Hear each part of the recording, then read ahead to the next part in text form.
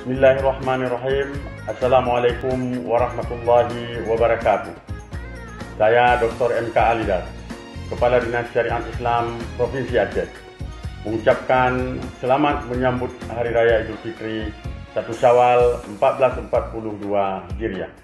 Sudah lebih setahun kita berada dalam suasana pandemi COVID-19. Demikian pula pada Idul Fitri tahun ini. Kita merayakannya di tengah-tengah kewaspadaan agar terhindar dari penularannya.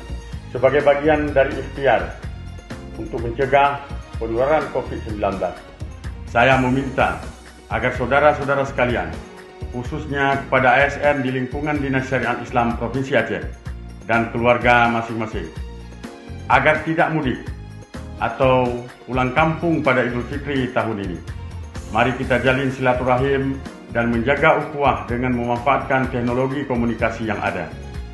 Semoga kita semua kembali fitrah di hari yang fitri ini. Taqabbalallahu minna wa minkum minal aidin wal faizin. Mohon maaf lahir dan batin.